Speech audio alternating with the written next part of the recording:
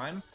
I just imagine he's going to run rampant this game. He's got so much enabling tools on his team. Beastmaster for the AoE physical damage, or Earthshaker for the follow-up stun and deterrent of ever committing onto the Ursa because of that Echo Slam threat. Prospects are looking good for Skeeter as he actually queues up the Blink Dagger.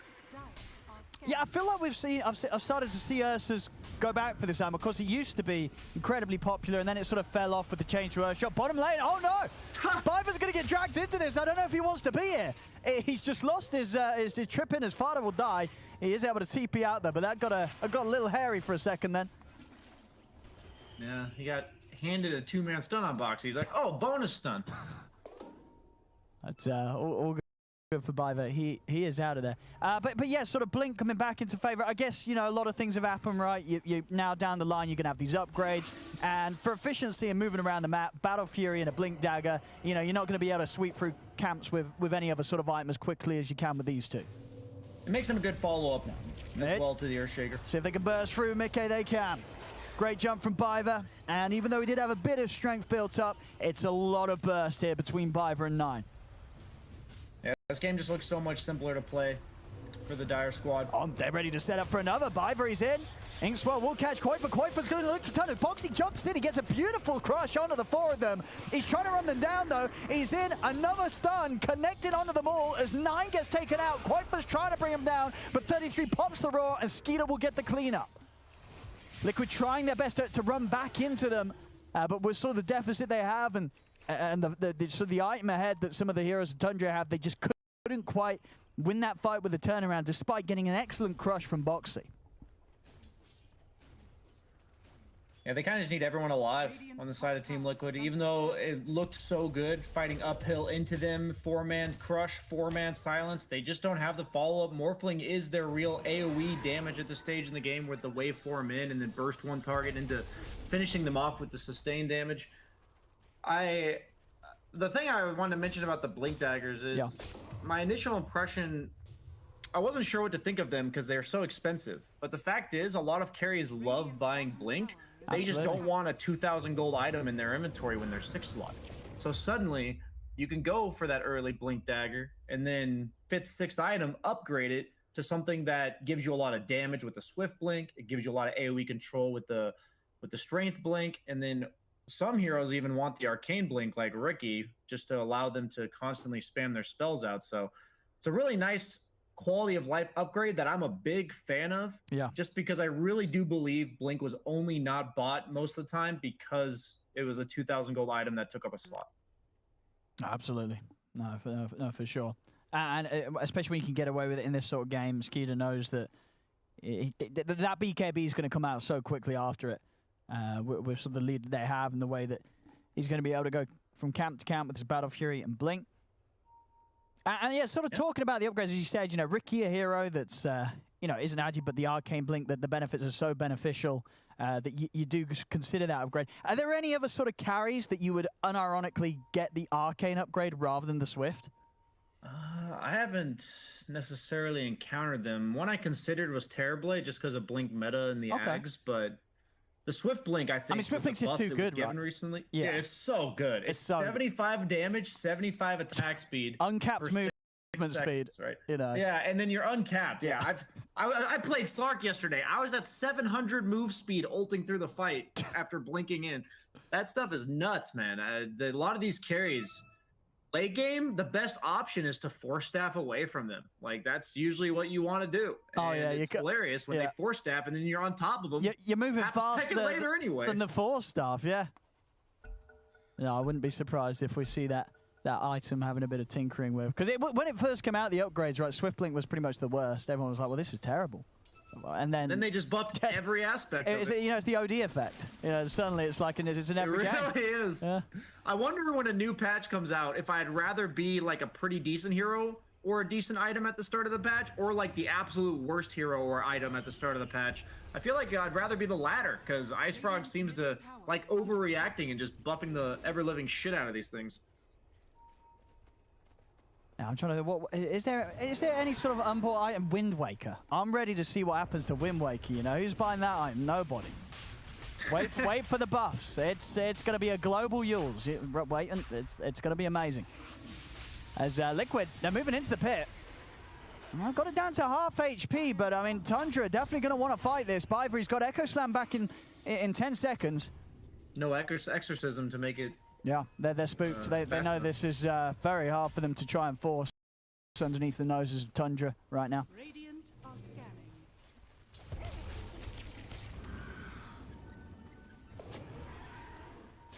I think it's the only objective Liquid can really threaten right now. And since they lack map control, and they're against a hero like Beastmaster that makes it really difficult to solo farm side lanes, the only thing you can really do to limit the efficiency of Tundra is to force them to group up. And so I think that's what Liquid's doing here. This is kind of like what I hear people call a fake Roche, where their intent wasn't necessarily to actually Roche.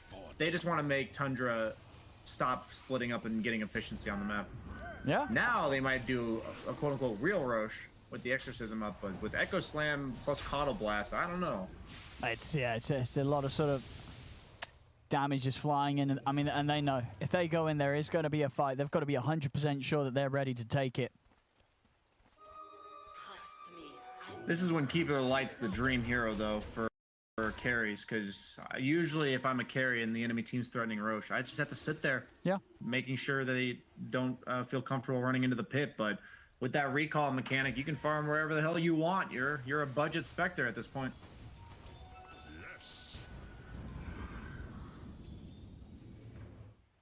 Going sheepstick on Keeper of the Light, pretty abnormal, I would say. But if you consider it with the fact that they have the Grimstroke, seems to go twice the value.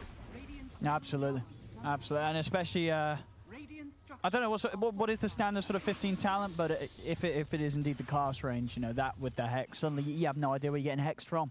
You just turn into a pig. You have no idea who's done it and where it came from. So yeah, that blinding light cooldown talent is definitely outdated with the fact that blinding light's no longer one of his standard abilities. You only get it when you have your ultimate. Yeah. So you get the cast range, you get an ether lens, you get yourself a lucky little item. I mean, dude, talking about the tier 5s, you get Seer Stone on Cottle, and you're hexing people at the tier 1 whilst you're in the base. It's amazing. It's true. It's true. Skeeter, he's got his BKB. I believe you. I think that talent used to be like 300 or 400 cast range. I think it did used to be more. Yeah. Absurd. Yeah. I mean, it's a good job they did turn it down, as Keeper of the Light kind of a good hero at the moment. Doesn't really need a lot more strength than he has. And here we go, Bo3. Is he going to make the jump? He's going to get in. He's able to get onto Skeeter and 33 at the backlines, but they're able to turn straight away. They move in onto Bo3. They'll get the E-Blade out onto Mickey. The Soulbind connecting Quakefer and Tiger for now. Skeeter coming in with the BKB. Turns towards Tiger. Tiger, can he escape this? Mickey providing him safety here with the E-Blade. Keeping Tiger safe and alive. Bo3, he's heading back to join the rest of the team. They're trying to get out of here, Tundra. There's Bo3. He'll jump forward. He's been slowed down by the Necro Books. They've still got the Exorcism going. See if they can get anything out of this Bo3. He's got to be a little cautious. He bought back for this. Down to half HP. Biver still with the Echo Slam, good to go. They've got to be aware of this Shaker, ready for a jump in. As it will just be the two of them down and two of them buying back. But now with the Ghost coming to an end, Liquid's threat around the pit has definitely been reduced. I was having to push into some Fisher spam here, of course, from Insania, and in the fights as well from Mickey when he opts to morph into Biver. And we saw some support morphling in that fight. He E-bladed his Tusk to keep him alive. He killed the Phantom off of his E-bladed Slardar. It's hard to enter the fight, though. There's really no one on the side of Liquid that feels comfortable. Boxy can blink in and offer a stun, but that AoE Slithering Crush is pretty low duration stun, all things considered. And here we go again, but they're gonna try. A bit of deja vu here. Oh yeah, they're making their way over, Desperate. Tundra. Looks like they're desperate this time. It's a good shot though. It's holding them off to the side, and they're taking it relatively quickly. Fada will now be able to break his way through. Biver, he's been brought in. It's low, but again, Liquid know that they couldn't quite do it quick enough. They've got to wait it out at the side. But again, they have managed to draw the attention of the full 5-mana Tundra to the area. Yeah, they have Blink on Beastmaster now, so suddenly that Roar is much more of a threat. Instead of just the heroes that run in, they may actually be able to catch the backline supports. Insania, he's going to be far back with that Ether Lens, but maybe not far enough.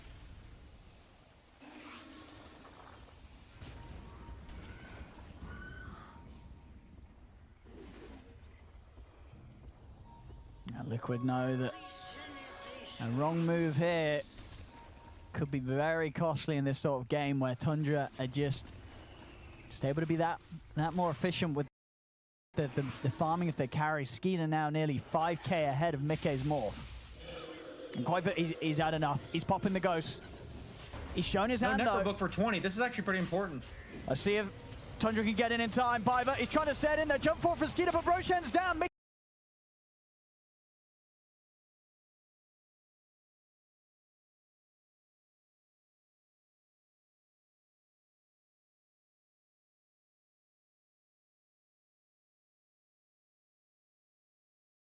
Surrounded by the fish here, will be able to turn and take down Tiger. He tries to Earthshock his way out, but he cannot get over the wall. Skeeter's dead.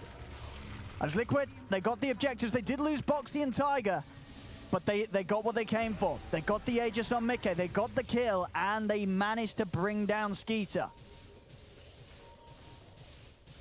That is by far the best case scenario I think I could have imagined for Liquid there. There's Tiger. Trying to clear out mid. And looking pretty dead here. Yeah, Mickey can't do anything to save him. As the bug, the Phantom's Embrace, finishes him off. Earthshaker's gonna have the Ag Shard too. Even more annoying to play against this hero. Biver. He's going for the setup. Did start to get the strength being built up though on Mickey. Over to the side 9.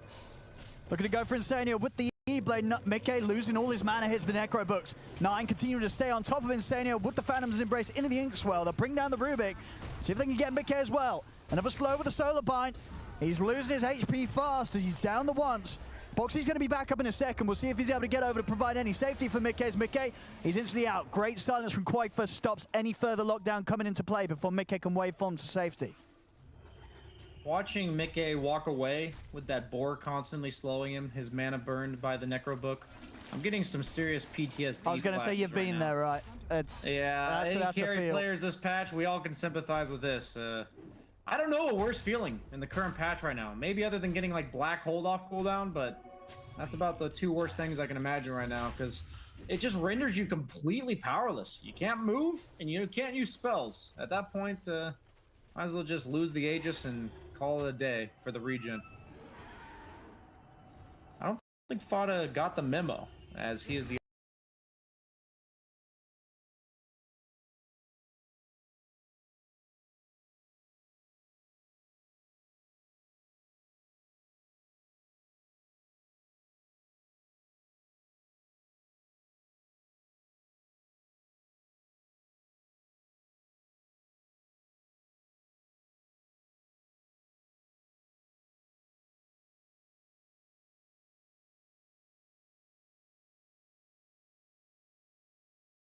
somehow, some way, they just have to.